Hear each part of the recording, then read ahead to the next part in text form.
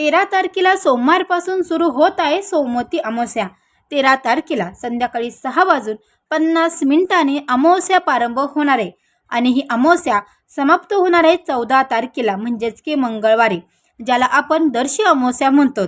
तर मंगळवारी ही अमावस्या संपन्न होईल आणि 14 तारखेला अमावस्या समाप्त 3:13 होणार आहे, असा दुर्मिळ योग जुळून आला आहे। हा दिवस साधा सुद्धा नाही। या एका दिवशी केलेले साधे उपाय सुद्धा आयुष्यातील सर्व प्रकारचे अडथळे कमी करतात, घरातील नकारात्मकता दूर करतात आणि पितृदोष, नजरबाधा यामुळे येणारे त्रास पूर्णपणे नाहीसे होतात।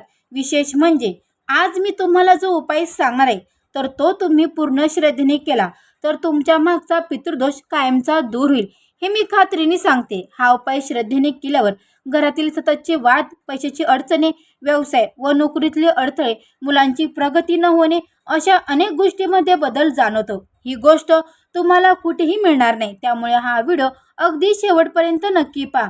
अवधूत चिंतन श्री गुरुदेव दत्त दत्त श्री स्वामी समर्थ।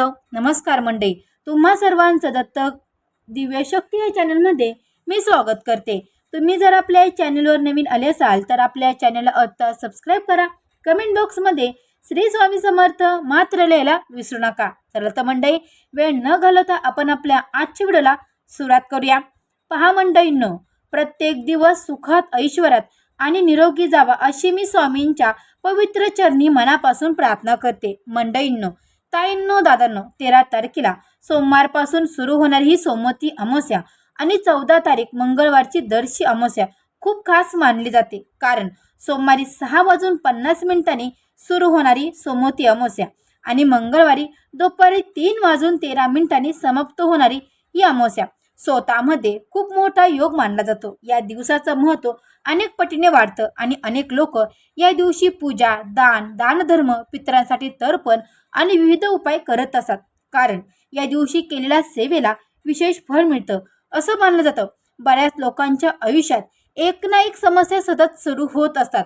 काहींच्या घरामध्ये विनाकारण भांडणं, मंडळींनो, काहींच्या घरामध्ये विनाकारण भांडणं, काहींच्या घरामध्ये अजिबात पैसा टिकत नाही, आलेला पैसा घरामध्ये अजिबात टिकत नाही, पैसा कुठे जातो, काय जातो हे देखील कळत नाही। लोक खूप मेहनत करतात पण यश देखील मिळत नाही। काही मुलं अभ्यासात लक्ष देत नाहीत, काहींचं लग्न जुळत नाही, काहींच्या लोकांचे व्यवसाय सतत नुकसान होत राहतं आणि अनेक वेळा एवढं सगळं करूनही अडचणी कमी होत नाहीत। माहिती आहे का मंडळी, भरपूर जणांच्या आयुष्यामध्ये संकटे असतात। अशा वेळी लोक काय म्हणतात, नशीब साथ देत नाही, पण काही वेळा यामागे पितृदोष सुद्धा कारणीभूत असतो। परंतु एकदा सांगते मंडळी, काही वेळा पितृदोष सुद्धा कारणीभूत असतोच आणि म्हणूनच या दिवशी काही विशेष गोष्टी केल्या जातात। विशेष करून कावळ्याला अन्न, मंडळींनो, कावळ्याला अन्न देण्याला खूप महत्त्व आहे। हो, तुम्ही बरोबर ऐकलं, कावळ्याला अन्न देणं देखील खूप महत्त्व आहे, कारण कावळा हा पितरांशी संबंधित मानला जातो। अमावस्येच्या दिवशी पितरांचं स्मरण करून त्यांना अन्न अर्पण केल्याने त्यांचे आशीर्वाद मिळतात असं मानलं जातं। अनेक लोक हा उपाय वर्षानुवर्षे करत आले आहेत। ही माहिती तुम्हाला कुठेही सहज मिळणार नाही। तुम्ही कधी लक्ष दिलं आहे का, काही घरात सगळं असूनही शांतता नसते, पैसा असतो पण आनंद नसतो, मुलं असतात पण ऐकत नाही, घरात सतत तणाव असतो, काही ना काही कारणाने खर्च वाढत असतो किंवा काही माणसं मानसिकरित्या खूप थकून जातात। अशा वेळी पवित्र दिवशी श्रद्धेने केलेला उपाय मानलेला आधार देतात। मंडळींनो, पवित्र दिवशी श्रद्धेने केलेला उपाय मनाला एक आधार देतात आणि सकारात्मक ऊर्जा निर्माण करतात। या दिवशी तुम्हाला सकाळी लवकर उठायचे शक्य असेल तर सूर्योदयाच्या आधी उठून स्वच्छ स्नान करायचे, त्यानंतर घरातली देवपूजा करायची आणि स्वामी समर्थांचं नामस्मरण करायचे। काळ्या तिळाचं दान किंवा गरजूंना अन्नदान केलं तर त्यालाही खूप महत्त्व आहे। मंडळींनो, काळ्या तिळाचं दान करा किंवा अन्नदान करा तुमच्या सोयीच्छेने। मंडळी, आपण आज मी तुम्हाला जे काही उपाय सांगणार आहे ना, तर तो खूप साधा आहे आणि कोणालाही सहज करता येईल असा आहे। या उपायासाठी तुम्हाला थोडासा भात शिजवायचा आहे। हा भात साधा नाही तर गोड भात असणार आहे। भात शिजवताना त्यामध्ये थोडंसं दूध आणि थोडीशी साखर टाकायचे। काही लोक गूळ सुद्धा वापरतात, पण साखर किंवा गूळ यापैकी काही वापरू शकता। हा भात प्रेमाने आणि शांत मनाने बनवायचा आहे, रागात किंवा घाईत अजिबात करू नका। यानंतर हा गोड भात एका वाटीत काढून घ्यायचा आहे, त्यावर थोडे काळे तीळ आवर्जून टाकायचे. काळे तीळ पितरांशी संबंधित मानले जातात, त्यामुळे या दिवशी त्याला विशेष महत्त्व असतं. म्हणून आवर्जून काळे तीळ हे नक्की टाका. मग ही वाटी हातात घेऊन तुमच्या घरात शांतपणे फिरवायचे. प्रत्येक खोलीत जायचं आहे. घरातील मुख्य भिंतीजवळ कोपऱ्याजवळ ही वाटी घेऊन बस फिरायची आहे. मनात स्वामींचं नामस्मरण करायचं आहे. आणि अनेक लोक विचारतात, हे का करायचं आहे? कारण असं मानलं जातं की घरातील नकारात्मकता, वाईट ऊर्जा आणि पितृदोषामुळे निर्माण झालेली अडथळे कमी करण्यासाठी हा उपाय निरोगी ठरतो. विशेष करून अमावस्या दिवशी हा उपाय केल्याने त्याचं महत्त्व अधिक महत्त्व वाढतं. यानंतर मुख्य दरवाजाजवळ उभा राहायचं आहे. त्या भाताची जी वाटी आहे, घराच्या मुख्य प्रवेशद्वारावरून खाली 7 वेळा उतरायचे, अगदी शांतपणे आणि श्रद्धेने. त्यानंतर घराबाहेर जाऊन हा भात कावळ्याला ठेवायचा आहे. कावळा लगेच आला नाही तर चिंता अजिबात करू नका. काही वेळा तिथेच ठेवा. शांत टेरेसवर किंवा अंगणात किंवा घरासमोर जिथे कुठे कावळा येतो त्या ठिकाणी तुम्हाला हा भात जो आहे तर तो ठेवायचा आहे. भात श्रद्धेने करतात. विशेष म्हणजे हा उपाय करण्यासाठी मोठा खर्चही लागत नाही, पण योग्य वेळ आणि योग्य पद्धत खूप महत्त्वाची आहे. जेव्हा कावळा तो भात खातो तेव्हा अनेक लोक याला शुभ संकेत मानतात, कारण आपल्या हिंदू धर्मामध्ये कावळ्याला पित्राचं प्रतीक मानलं गेलं आहे. त्यामुळे अमावस्येच्या दिवशी कावळ्याला अन्न देणं म्हणजेच की आपल्या पूर्वजांचं स्मरण करणं असं मानलं जातं. आणि विशेष म्हणजे यावेळी आलेली ही सोमवती अमावस्या आणि दर्शी अमावस्या एकत्र असल्यामुळे या उपायाचं महत्त्व अनेक वाटतं. अनेक लोकांना एक प्रश्न पडतो, आमच्या घरात तर सगळं जिवंत आहे, मग पितृदोष कसा असू शकतो? बरोबर ना मंडळी? पण हा पितृदोष हा फक्त आई वडिला नसल्यावरच लागत असं नाही. आपल्या आधीच्या अनेक पिढ्यांशी त्यांचा संबंध असतो. काही वेळा चुका किंवा त्यांचे योग्य स्मरण न होणे यामुळे घरात अडचणी निर्माण होतात असं देखील मानलं जातं. त्यामुळे अमावस्येच्या दिवशी पितरांचं स्मरण करणं खूप महत्त्वाचं मानले गेलंय. तुम्ही स्वतः पाहिलं असेल की काही लोक खूप कष्ट करतात, दिवस रात्र मेहनत करतात, पण तरीही पैसा टिकत नाही. घरात सतत औषध उपचार सुरू असतात, एखादं काम पूर्ण होत नाही. घरात छोट्या छोट्या गोष्टीवरून वाद होतात. मुलं आई वडिलांचं ऐकत नाही. लग्न जमायला उशीर होतोय. काहींना तर पहा मंडळी, काहींच्या व्यवसायात काहींना काही अडचणी भरपूर येतात. काहींना मंडळी त्यांच्या व्यवसायात अचानक नुकसान होतं आणि ऐन वेळा सगळ्यांचं कारण समजत नाही. अशा वेळी लोक वेगवेगळे उपाय करतात, मोठ्या पूजा करतात, मनाला शांती मिळत नाही. म्हणूनच असे छोटे पण श्रद्धेने केलेले उपाय खूप महत्त्वाचे मानले जातात. कारण उपायामागची भावना महत्त्वाची असते, श्रद्धा महत्त्वाची असते. आणि या दिवशी आणखी एक गोष्ट लक्षात ठेवा, शक्य असेल तर कोणालाही ते दाखवू नका. काही गोष्टी दाखवू नका. घरात भांडण करू नका. अपशब्द वापरू नका. विशेष करून सोमवारी सुरू झालेली आणि मंगळवारी संपन्न होणारी अमावस्या असल्यामुळे शांतता राहणं, संयम ठेवणं खूप महत्त्वाचं आहे. देव कर्माचे फळं देतात, त्यामुळे या दिवशी केलेलं चांगलं किंवा वाईट कर्म आयुष्याच्या वाटेवर असतं, माणसाच्या आयुष्यावर परिणाम करतं असं देखील मानलं जातं. या दिवशी काळ्या कुत्र्याला भाकर देणं, गरिबांना अन्न. कारण की बघा मंडळी, आपण जे काही पुण्य करतो ते आपल्याला त्वरित फळ मिळत नाही, पण थोडं थोडं आपल्याला नक्की फळ मिळतं. आणि अमावस्येच्या दिवशी तुम्ही काळ्या कुत्र्याला भाकर देणं किंवा गरिबांना अन्न करणं, वृद्ध व्यक्तींचा आदर करणं या गोष्टीसुद्धा शुभ मानल्या जातात. पण एक गोष्ट नेहमी लक्षात ठेवा, कोणताही उपाय हा मनापासून आणि श्रद्धेने केला तर त्याचं महत्त्व असतं. फक्त भीतीपोटी किंवा लोभाने केलेल्या गोष्टीचा उपयोग होत नाही. काही लोक म्हणतात, आम्ही अनेक उपाय केले पण फरक जाणवला नाही. पण प्रत्येक गोष्टीला वेळ लागतो. जसं बी पेरल्यानंतर लगेच झाड तयार होतच नाही, तसंच उपायाचं फळसुद्धा श्रद्धा, नियम आणि सकर्मतेने मिळतं. त्यामुळे कोणताही उपाय करताना मनात शंका ठेवू नका. या दिवशी शक्य असेल तर संध्याकाळी मंदिरात जाऊन दर्शन घ्या. मंदिरात जाऊ शकत नसाल तर घरामध्ये दिवा लावा आणि स्वामी समर्थांचं नामस्मरण करा. काही वेळा शांत बसा. मनातली भीती, चिंता स्वामींचं चरणी अर्पण करा. कारण आजकाल प्रत्येक माणूस बाहेरून हसत असला तरी आतून खूप थकलेला आहे. कोणाला पैशाची चिंता, कोणाला मुलांची चिंता किंवा काहींना संसाराची चिंता आहे. म्हणूनच असे पवित्र दिवस माणसाला मानसिक आधार देतात, मनाला सकर्मता ऊर्जा देतात. आणि अनेक लोक हा दिवस साधा समजून दुर्लक्ष करतात.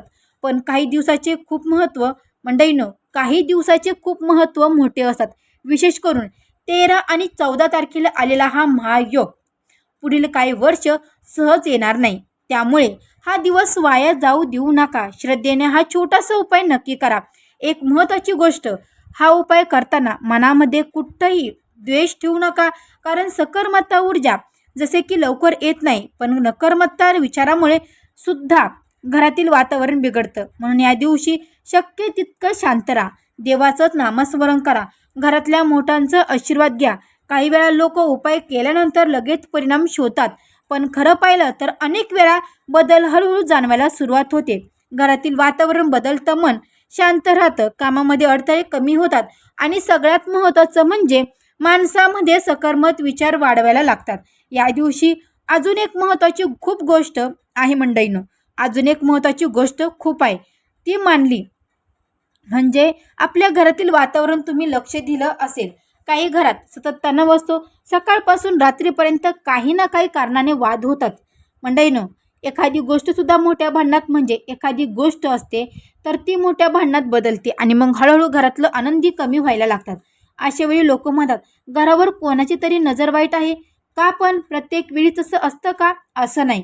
काही वेळा घरातील नकारात्मक ऊर्जा, सतत राग, तणाव आणि पितरांची नाराजी यामुळे सुद्धा असं वातावरण तयार होतं, असं देखील मानलं जातं. म्हणूनच 13 आणि 14 तारखेला आलेली ही सोमवती अमावस्या आणि दर्शी अमावस्या खूप महत्त्वाची आहे. या दिवशी घरातील वातावरण ठेवणं मंडळी, या दिवशी घरातील वातावरण शांत ठेवणं खूप गरजेचं आहे. शक्य असेल तर सकाळीपासून टीव्हीवर मोठमोठ्याने आवाज लावू नका, भांडण करू नका, कोणाबद्दल चुकीचं बोलू नका, कारण या दिवशी जितकं मन शांत राहील तितकं सकारात्मक ऊर्जा वाढेल असं मानलं जातं. अनेक लोकांना अमावस्येच्या मंडळींनो, अनेक लोकांना अमावस्या ऐकल्यावर भीती वाटते. काही लोक घाबरतात, पण खरं पाहिलं तर देव माणसाच्या कर्मानुसार फळ देण्याचं काम करतात असं सांगितलं जातं. म्हणूनच या दिवशी खोटं बोलणं, कोणाला फसवणं, गरिबीचा अपमान करणं, प्राण्यांना त्रास देणं या गोष्टी टाळायच्या सांगितल्या जातात. या दिवशी एखाद्या गरजू व्यक्तीला मदत केली, एखाद्याला अन्न दिलं, वृद्ध माणसाचा आदर केला तर त्यालाही खूप महत्त्व दिलं जातं. काही लोक अमावस्येच्या दिवशी मंडळीनं, काही लोक अमावस्येच्या नावाने काळे तीळ, काळे वस्त्र, काळे उडीद किंवा काळे कपडे, काळ्या वस्तू दान करतात. पण दान करताना अहंकार नसावा, मी इतकं केलं हा विचार नसावा. मनापासून केलेली छोटी मदत सुद्धा मोठी मानली जाते. एक गोष्ट मंडळी लक्षात ठेवा, या दिवशी घरात स्वच्छता ठेवणं खूप महत्त्वाचं आहे. घराचा मुख्य दरवाजा, देवघर, स्वयंपाकघर हे भाग स्वच्छ ठेवा, कारण जिथे स्वच्छता आहे तिथे सकारात्मकता असते, जिथे चांगली ऊर्जा टिकते. असं म्हणलं जातं की अनेक लोक अमावस्येच्या दिवशी संध्याकाळी घराच्या मुख्य दरवाजाजवळ दिवा लावतात. हा दिवा शांतपणे लावून स्वामींचं नामस्मरण करायचं असतं. काही लोक विचार करतात, आता भरपूर जण विचारतात का हा उपाय फक्त महिलेनेच करायचा का? तर नाही, हा उपाय महिला आणि पुरुष दोघेही करू शकता. घरातील ज्याला श्रद्धा आहे, ज्याचं मन शांत आहे, त्या व्यक्तीने हा उपाय करू शकता. पण उपाय करताना मनात नकारात्मक विचार नसावेत, सकारात्मक विचार असावेत. सतत राग, चिडचिड किंवा संशय घेऊन हा उपाय करू नका.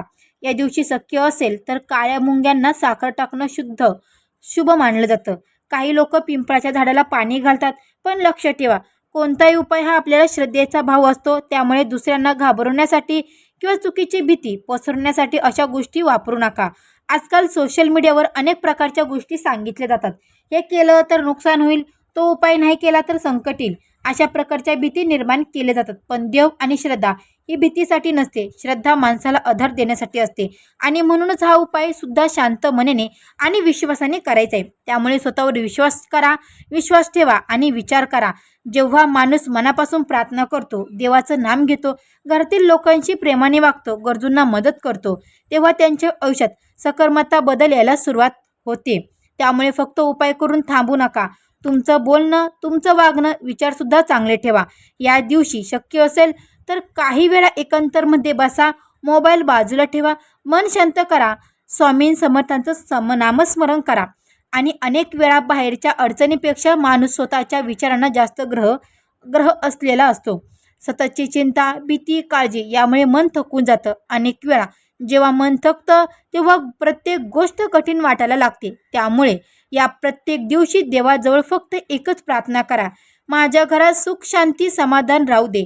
कारण पैसा पुन्हा मिळू शकतो, वस्तू पुन्हा मिळू शकतात, पण घरातील शांतता गेली तर सगळंच हरवल्यासारखं वाटतं. विशेष म्हणजे यावेळी आलेली ही सोमवती अमावस्या आणि दर्शी अमावस्या हा योग खूप खास मानला जात आहे. त्यामुळे या दिवशी श्रद्धेने केलेली प्रार्थना, दान आणि उपाय याला खूप महत्त्व आहे.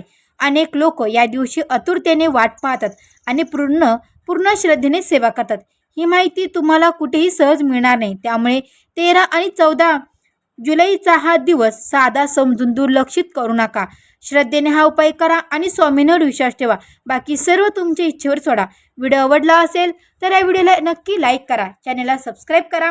कमेंट बॉक्समध्ये श्री स्वामी समर्थ गुरुदेव दत्त मात्र लिहायला विसरू नका आणि हो